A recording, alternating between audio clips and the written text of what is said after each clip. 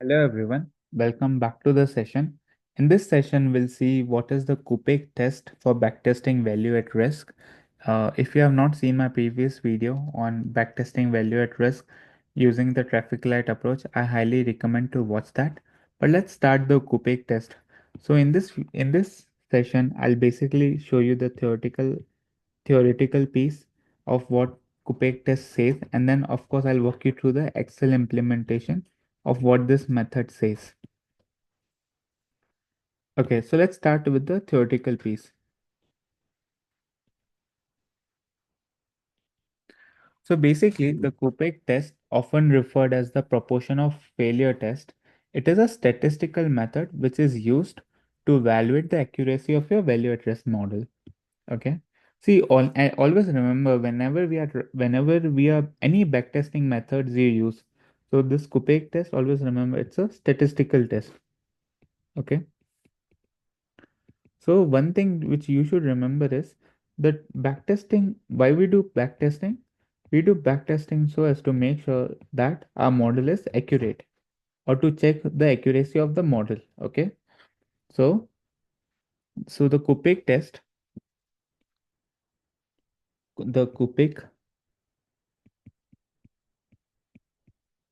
okay. So the Kupiec test, which is also referred as proportion of failure test,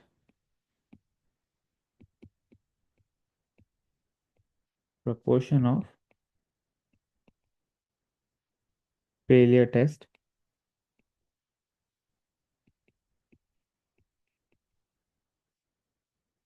is a statistical method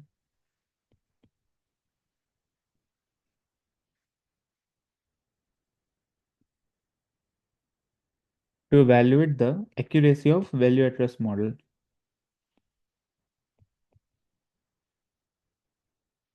So it is a statistical method used to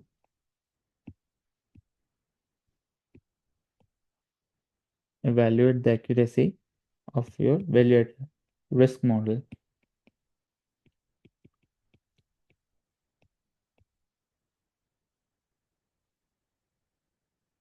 Okay.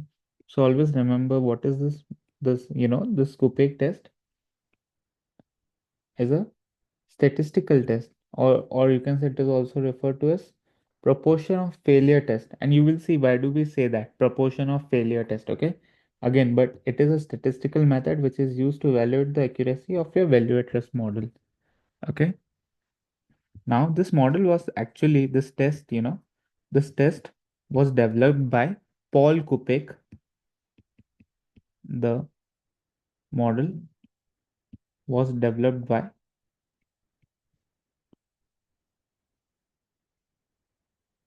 Paul Kupiec in 1995.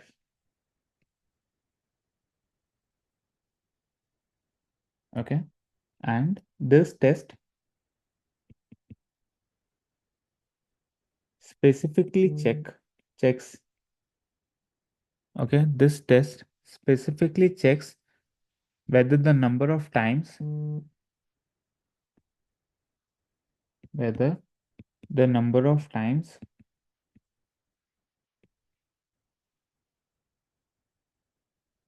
losses exceeded the value at risk number.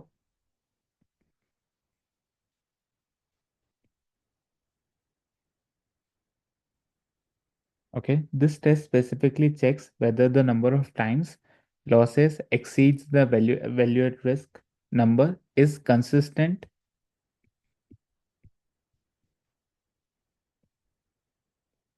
with the confidence level set by the model.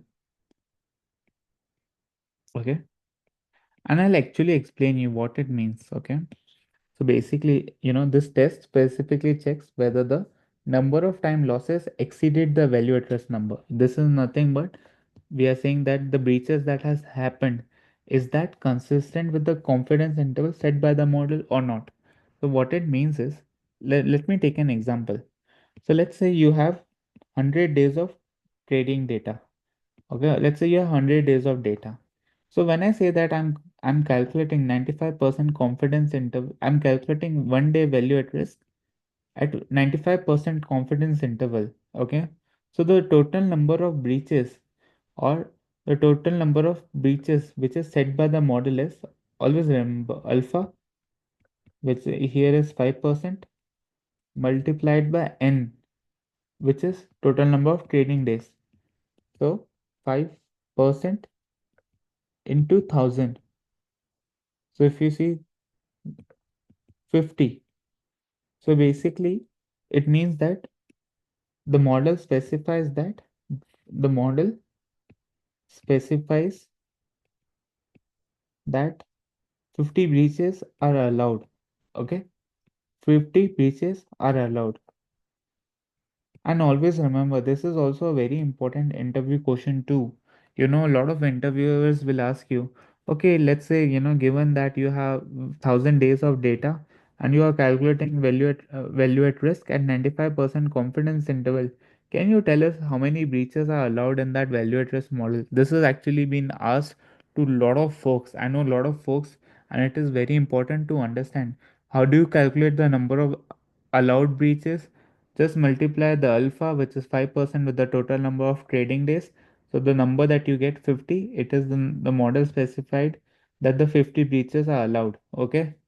So that's how you calculate your estimated value at risk number. So now let's see how the Kupiec test, this was just for your understanding, but let's see how the Kupiec test works. Okay. Let's see how the Kupiec test works. How the Kupiec test works. And see, even though, you might be thinking that, you know, regulators, they have specified that you can use traffic light approach. Why we are even looking into other statistical methods or other methods? See, always remember we are cons. We are always, we do not do what the people's, what are told, what is told by different folks. That is, we'll do that, but we will also do a lot of exploration, right? And that's why using all such statistical methods are very important, or statistical techniques are very important to understand if the model is performing good or not. See, as a quant modeler, you need to make sure that you build a good model for whatever use case it is. In this case, the use case is to estimate the potential losses in your portfolio, and that's why we are building a value at risk model. That's why always remember, as a quant, you can use multiple approaches to backtest your value address number. Okay, the defined ways to use traffic light approach, but again, you should be very proactive in using the other approaches too. So let's see, the how the Kupic test works. Okay, so the first thing is, okay, so the first thing is, let's define the parameter. Okay,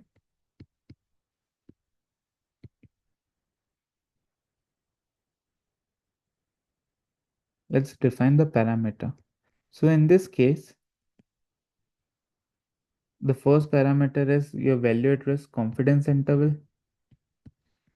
Basically, what it means is, suppose that value at risk is set at 95% confidence interval. This implies that losses should exceed the value at risk estimate only 5% of the time. Okay.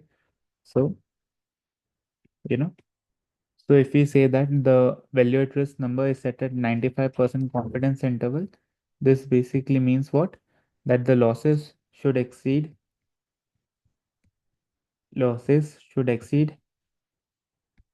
the VaR estimate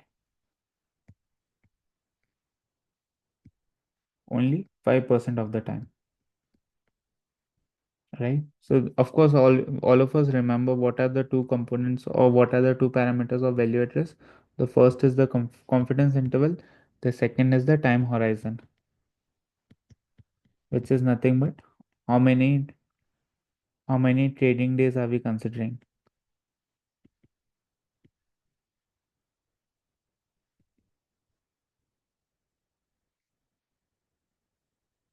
See, always remember this for a fact that In the traffic light approach, we'll just use last 1 year data. But for the Kupiec test, we can use n number of data points. Okay. So the first part is to define the parameters. Now the second thing is to count the number of exceedance. And I just showed you in the traffic light approach. If you have not seen that previous video on traffic light approach, I highly suggest you to see that.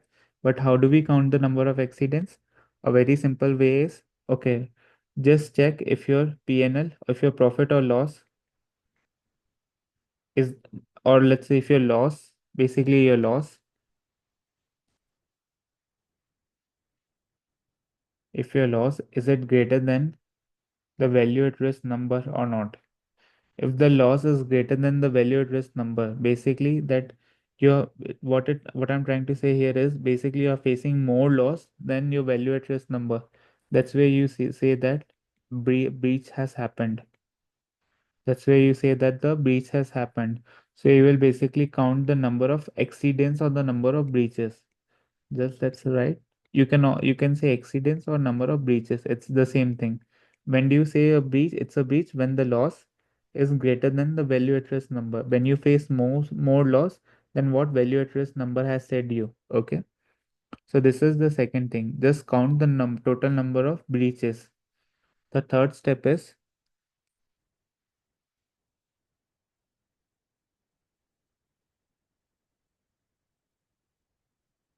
okay. So the third step is count the total number of days where the actual, okay, no, sorry. So the third step is to calculate the probability.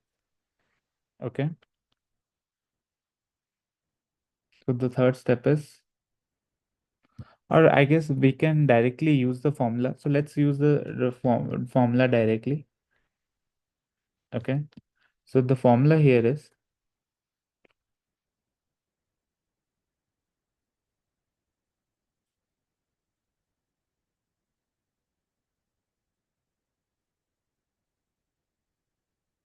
so LR is nothing but likelihood ratio of proportion of failure test, and this is given by minus of 2 negative of 2 ln. Okay. P raised to power x times 1 minus p raised to power n minus x divided by p hat raised to power x multiplied by 1 minus p hat raised to power n minus x. That's it. So if you see here, the formula that you see in the numerator, instead of p, I'm just replacing it with p hat in the denominator. That's the only thing I'm doing. Otherwise, the formula just remains the same. Okay.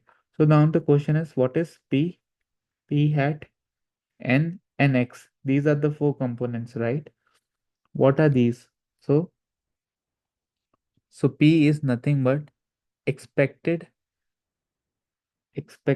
probability of exceedance,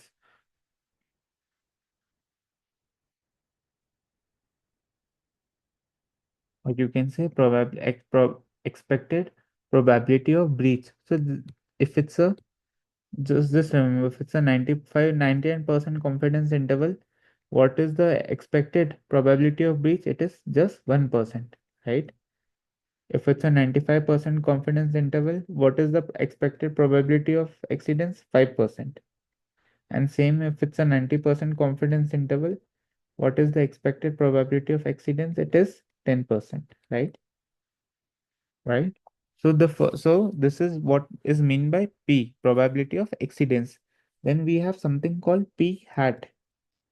What is this P hat? P hat is nothing but the observed probability of exceedance. This is nothing but observed probability of exceedance. And how will you basically it is given P hat is, the formula for P hat is X divided by N. Okay. The formula for P hat is X divided by N. Okay. Now question is, what is X and what is N? So X is the violation, number of violation, or you can say failures. Violation is also called failures. and n is the total number of observations.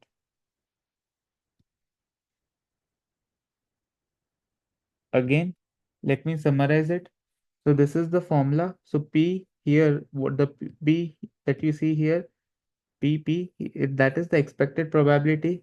So when you have 99% confidence interval, the expected probability is 1%. When you have 90%, expected probability is 10%.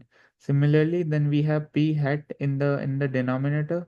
What is P hat? P hat is nothing but it is the observed probability of exceedance. Observed basically using the actual data, right? We have. So we can be using the actual data, we can calculate what is the number of violation or number of breaches that has happened. We divide that by total number of observations, right? And that's where we have n and x, right? So I hope this formula is that's how you understand this formula. Okay. Okay, let me now, quickly tell you a few more things about the Kupiec test. So this is how the formula looks like of the Kupiec test. Okay. Now the question is, how do we understand, like, out of the Kupiec test or out of this likelihood ratio, what does this likelihood ratio basically signifies, or what's the next step after calculating the likelihood ratio? So basically what we say is the likelihood ratio. So we say that the likelihood ratio, the LR, the LR that we have calculated here, likelihood ratio, we say that the likelihood ratio follows a chi-square distribution. Follows a chi-square distribution. Okay, it follows a chi-square distribution with 1 degree of freedom. With 1 degree of freedom. I'll explain you both of them. What does chi-square? Why do we assume chi-square, and why we are considering 1 degree of freedom? But just for a moment, just assume that the LR follows a chi-square distribution with 1 degree of freedom, and always remember that. Always remember that when we assume that the LR follows a chi-square distribution, we can basically get, when we have assumed the distribution, we can get p value out of this. Okay, so when the p value is greater than 5%, or p value is less than 5%, there can be only two cases. Okay, that if the p value is greater than 5%, that can be one case, or the second case is p value is less than 5%. So when a p value is less than 5%, it indicates that the model may not be performing adequately. Okay, so here p value less than 5% means model is not performing adequately.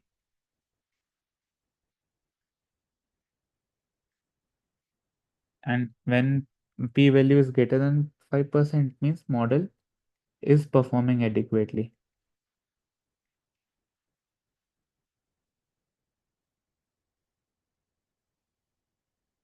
Okay, so these are two conditions. So now the question is, okay, given the formula, we assume that the LR follows a chi-square distribution with 1 degree of freedom. So first the question is, what is 1 degree of freedom? And second question is, why do we assume a chi-square distribution? Okay, so there are two questions. Why 1 degree of freedom is considered?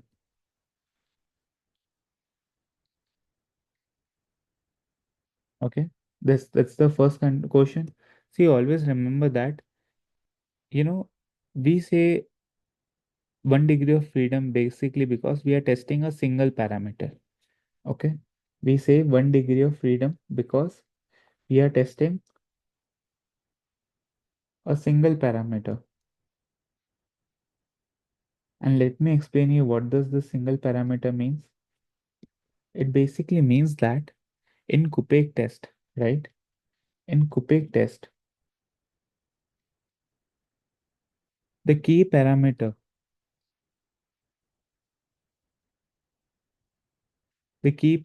which is being tested,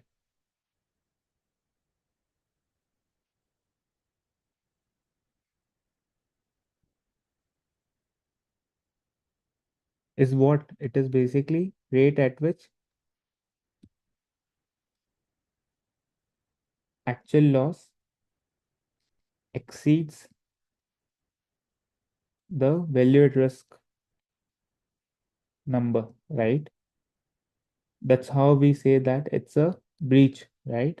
So what are we testing? If you see in the whole back testing, what are we checking? We are just checking this thing, that is the actual loss greater than the value at risk number. If it's greater, we say that there is a breach. So this is the only parameter that we are testing out. Okay, this is the only parameter that we are testing out, and that's why we say that that's why we always consider 1 degree of freedom. Okay, so we can say that this test compares the observed proportion of failures of observed proportion of breaches against the expected proportion under the model's assumption, right? So just remember this for a fact that, in easy words, if you ask me how to, why do we consider 1 degree of freedom? Because we are just testing out one single parameter, and what is that parameter? Whether that the actual loss is, does that exceeds your value at risk number or not? That's why we say it's a 1 degree of freedom here. That's why we say it's a 1 degree of freedom. And the second question, why do we assume a chi-square? Why not a normal distribution, or why not some other distribution, right? Why we assume a chi-square? So the reason for assuming a chi-square distribution is, so if you see the likelihood ratio test statistic, okay, so the likelihood, like, if you see the likelihood ratio test statistic, it involves comparing two models, right?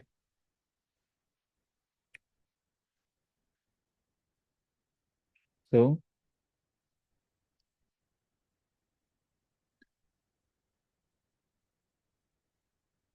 this basically involves comparing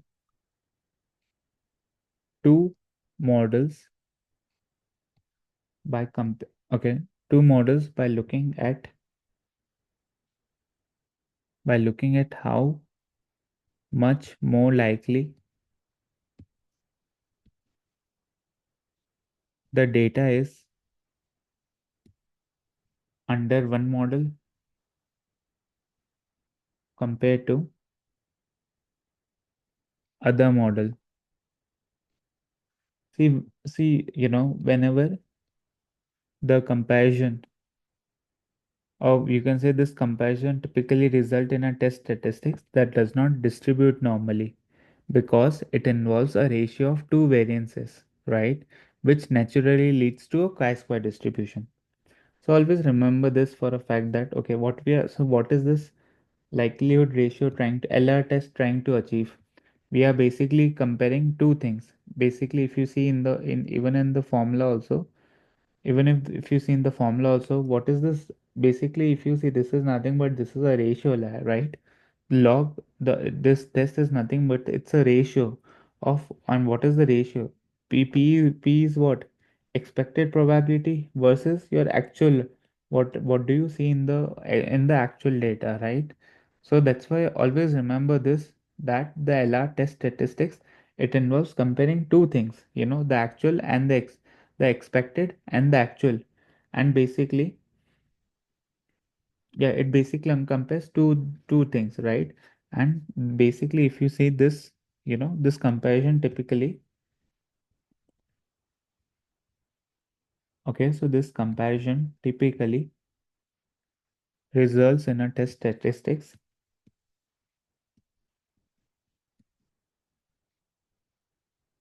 that does not distribute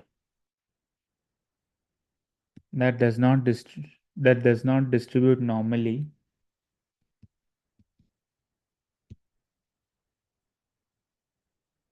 because, and why is it the case that it does not follow a normal distribution?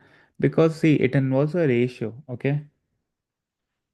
Because it involves ratio.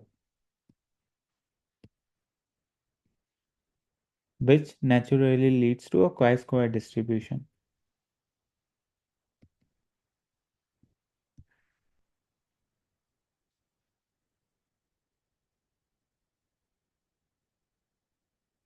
See, right? I mean, see, when you go deep down into the statistics, that's where you'll understand the importance of the chi-square test. But just in simple terms, just think in this way, because of course, if I go and explain chi-square test again, it will take a lot of time. But in simple words, just understand that, we are basically taking the likelihood, right? When your likelihood ratio, right? If you see here in this, we are basically doing the ratio of these two things, right? Two different things, right? So this comparison typically results in a test statistics that does not distribute normally because it involves ratio, which naturally leads to a chi-square distribution. Okay. So again, see, these are certain models, which were developed to backtest. So, want to summarize the backtesting piece, and then I'll like to walk you through the Excel implementation of the Kupiec test. So always remember that it is a backtesting approach. It is a backtesting approach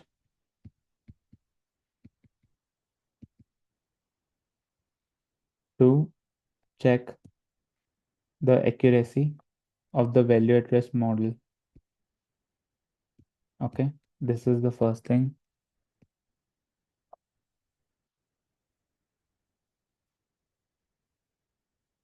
It helps ensure that the VaR model is reliable, that the VaR model is reliable and adequate for risk management.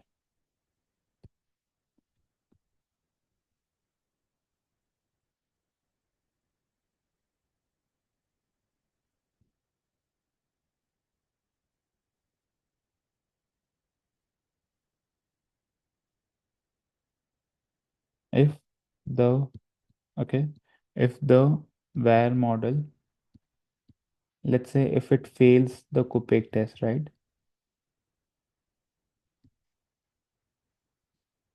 What it will amplify, it basically signals that there is a need to recalibrate the model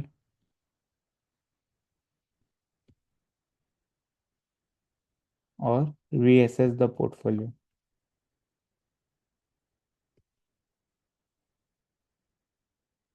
Okay, there can be only two things. Either you need to recalibrate your model or you need to reassess your portfolio.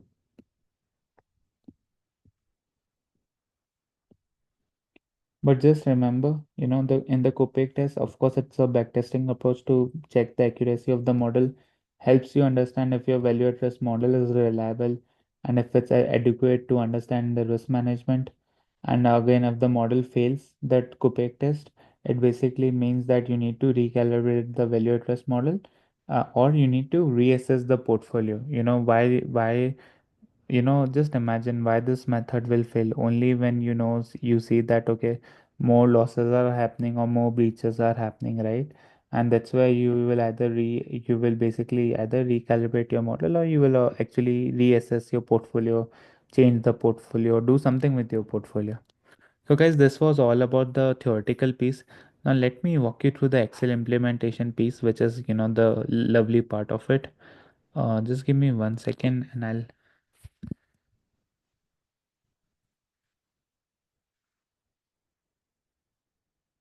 okay. So can you all see my screen? Can you give me a heads up if you all can see my screen?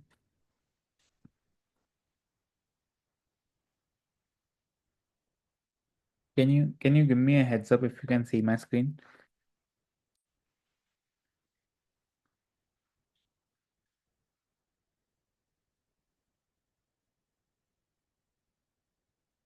Okay, thank you. So let me walk you through the Excel implementation of the Kupic test. See, as I said, the very first piece is to get in the historical data. Well, so in my portfolio, I'm considering three stocks, which is JP Morgan, Morgan Stanley, and Bank of America. The first thing that we need to do is to calculate the returns. As I said, the way we calculate the return is stock price today divided by stock price yesterday minus one. That's how you will calculate the formula. Stock price today divided by stock price yesterday. So if you see stock for this date 8/3/2022, what is the stock price today? This divided by stock price yesterday, which is this value minus 1. Similarly, you'll use the same formula for Morgan Stanley, and similarly you'll use the same formula for Bank of America. Once you have used the formula, then basically this is you have calculated returns of individual stocks. Now, of course, the portfolio does not contain individual stock. It is the combination of all the stocks, right? So what we need to do is let's assume that we have invested 30% of the money in JP Morgan, 40% of the money in Morgan Stanley, and then again 30% of our money in our Bank of America. Always remember, this should always be equal to 100% of one. It's the same thing, right? So let's assume, so this is what we have assumed, that investing 30% of the total money into JP Morgan, 40% into Morgan Stanley, and again 30% into Bank of America. So the very first thing is you calculate the portfolio return.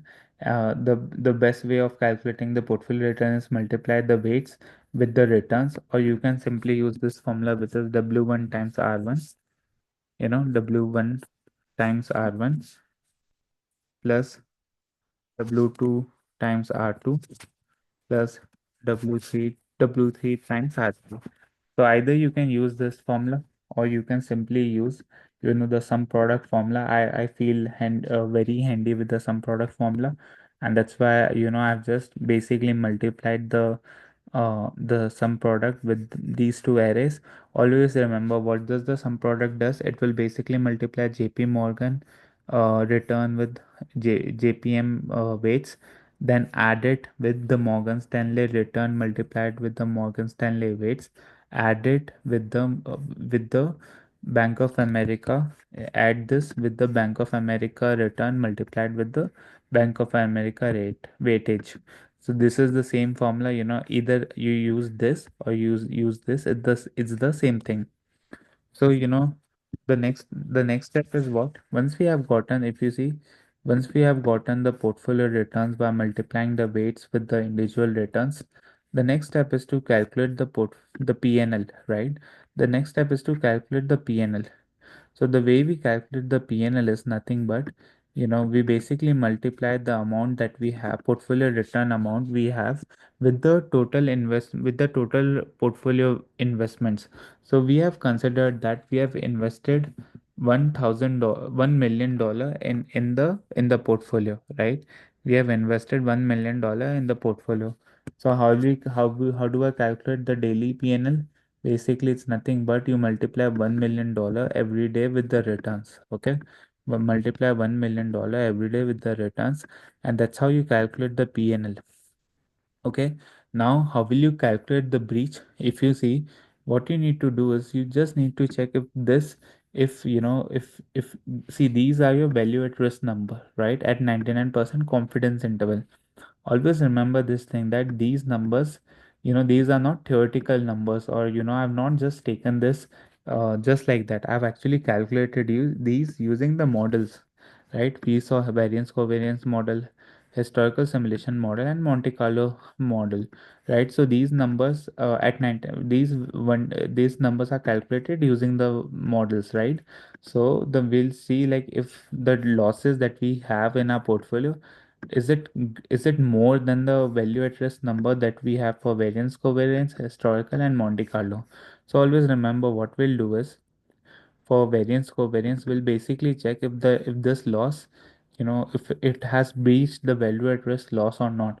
Of course, $30,000, the loss in dollar amount, it is less than $35,000, right? So always remember, in this case there is no breach. Similarly, we'll use the same formula all over. We'll just check if our daily PNL, if it has crossed the breach or not, or if it has crossed the value at risk number or not any day. Let's see, if you see, our value at risk number is $35,000, right? And now if you see here, we have one few days in which we saw that the losses were greater than, if you see here, it's a $50,000 loss in the portfolio. Now, of course, this number is greater than the threshold, or we can say it is greater than the value at risk number, right? And that's why you see true here. Why? Because we see that, okay, we saw greater or a higher loss than what we had in the value at risk, right, number. So that's why it's all true. So using the same methodology that you see, you will calculate the breaches. You'll calculate the breaches in using in historical and Monte Carlo method too. So just remember, when you use historical method, you just have to consider the historical value at risk.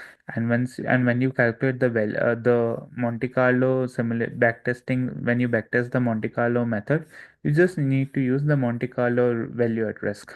So we'll use these formulas to calculate if there have been any breaches or not, right? If there have been any breaches or not, and if there are breaches, we'll just say yes. If there are no breaches, we'll say no. So that's how basically we have gotten this list of breaches happening on daily data or not. Now let's see how the Kupiec test works. Okay, let's see how the Kupiec test works. See, we know that this Kupiec test is nothing but it is a statistical test which was developed in 1995, and this is how the formula looks like, which is the likelihood ratio of the proportion of failure test, right? And it is given by negative of 2 ln p probability raised to power x 1 minus p raised to power n minus x. See, always remember that in the numerator and the denominator, it's exactly same. Only what is changing is instead of p, we are using p hat. So what is p? P is nothing but it is the expected probability of exceedance. So when I say that I'm using a 99% value at risk, what is my p? P is nothing but, in this case, p is nothing but 1%, right? Similarly, when I say that I'm using a 95% value at risk, what is p in this case? P is nothing but it is 5%. Okay. And similarly, when I say I'm using a 90% value at risk, okay, what is P? P is nothing but it is 10%. Okay. So always remember this thing, that P is nothing but the expected probability of breaches or expected probability of exceedance. P hat. P hat is nothing but, if you all remember the formula for P hat, it is nothing but x by n, right? It is nothing but x by n, which is it is the observed probability of exceedance, or you can say that the observed probability of breaches that we have seen. And again, x is nothing but the number of violation or the number of breaches, and n is the total number of observation. So these are the four parameters that defines this mathematical equation of what Kupiec defined. So now let's basically backtest, or what we can say, basically let's try to calculate the value at risk number, right? Let's try to backtest the value at risk. Okay, so let me remove this for a moment. Yeah. Okay. And let me pull this up.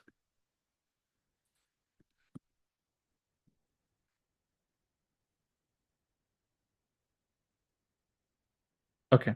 Yep. Now let's see how this method works. So as I said, P is 1%, because always remember, right now we are basically testing the back test. We are basically back testing 1 day value at risk at 99% confidence interval. So when we are back testing at 99% confidence interval, in this case, P is nothing but 1%. Be it any method, be it variance covariance method, historical method, or Monte Carlo simulation method, P will always remain 1%. Now, the next is X. What is X? X is nothing but the number of breaches that we have seen. If you remember, X, if you see the formula, what I'm saying is, these are my data points, and just check if there's any true in this case. What is true? If you define what we have defined as true basically means that if there have been breaches or not, if the portfolio loss is it greater than the value at risk number or not. Definitely $50,000 is much greater than the variance covariance VaR, which is $35,000, right? So that's why we will, we are just counting how many breaches has happened. Okay. So similarly, for X for historical method will be just counting the number of crews in here, which is the number of breaches here. And similarly for Monte Carlo method, we are also testing the same thing. What is the number of breaches that has happened? So basically, three breaches has happened, two breaches and three breaches, you know and then what is the n, which is basically nothing but the total number of data points. So we have 251 data points. Okay, so we have 251 data points. Now p hat, if you all remember what was p hat is nothing but x divided by n, right? So p hat is nothing but x divided by n, right? And then what is the LR test? What was the LR test statistics? It is nothing but negative of, if you see negative of 2 times log of x22, which is x22 is nothing but your this part, right? This is 1%, right? Which is your probability raised to the power x. Now what is x? X is nothing but 3, right? This multiplied by 1 minus probability, raised to the power n. N is what? Your 251. N minus x. So 251 minus 3. And this divided by, everything will remain the same. Only thing that will change is p hat. So p hat in this case is, 12%. If you see 1.2%, p hat is nothing but 1.2% raised to the power of x, right? And similarly, 1 minus p hat raised to the power n minus x. So this is how, we'll use, and this is how we'll, use the same formula all over. Build this formula and just copy paste the formula here, and you'll see the values of LR. You'll see the values of LR. And now the next step is, we are saying that, okay, let's assume that the LR test follows a chi-square distribution with 1 degree of freedom, right? With 1 degree of freedom. And that's where I told you, a few minutes back, why we are considering 1 degree of freedom, because we are just testing what we are testing, if the breaches, or if the losses are greater than value at risk number. So that is why we defined as 1 degree of freedom, you know so this is how we define 1 degree of freedom. So we are just assuming that the LR test follows a chi-square distribution. So we'll basically use the chi-square distribution method, and we'll say that, okay, okay, let's say it follows a chi-square distribution method with 1 degree of freedom. Now you see, if the p-value is greater than 5%, which we see in most the cases, we can say that this value at risk model is reliable. Okay, the models are reliable. So basically, just to make sure a note that if you hope to demonstrate that the model is adequate, we would prefer a p-value greater than 5%. If the p-value is less than 5%, it indicates that the model may not be performing adequately and needs to be recalibrated, okay, or reassessed, or your portfolio needs to be reassessed. So guys, that's how we basically perform backtesting using the Kupiec method. It's a very straightforward method. Basically, let me walk you through again. You basically collect the historical data, collect the returns of the individual stocks, assume certain weights of the stocks, right? And then basically calculate the portfolio return by multiplying W1 R1 plus W2 R2 plus W3 R3. Once you have gotten the portfolio return, just multiply it with the portfolio value. So assuming $1 million what we have invested, so we'll basically get our daily PNL, right? And then the next step is basically checking if the breaches has happened or not using different methods. So when we use variance covariance method, we'll basically use the value at risk number using the variance covariance. When we are checking for historical, we'll basically use the value at risk using the historical method. And when we are doing for Monte Carlo, we'll be basically using value at risk using Monte Carlo. So yeah, we are but just checking, if this PNL, if it has breached the value at risk number. So again, this is how we do for variance covariance. Similarly, this is how we do for historical, and this is how we do for Monte Carlo. And we'll just, drag and drop the same formula, make sure that this the value at rest number using the variance covariance remains the same for variance covariance series. Similarly, for historical, it remains the same for historical series, and for Monte Carlo, the VaR number should remain the same irrespective of the series, right? So once you have gotten these, the once you have gotten on the breaches and all, the next step is nothing but you just need to use this formula which you see here to calculate the LR test. When the LR test statistics has been calculated, you just assume that it follows a chi-square distribution with 1 degree of freedom. And once that is done, you basically get your p-value, and then you need to check if this p-value is greater than 5% or not. If it's greater than 5%, you can say that the model is adequate.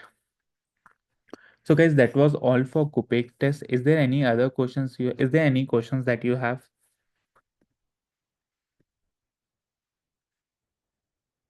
Okay. So let me stop the recording, and thank you for watching till the end. And yeah, if you have any questions, please feel free to post it in the comment section.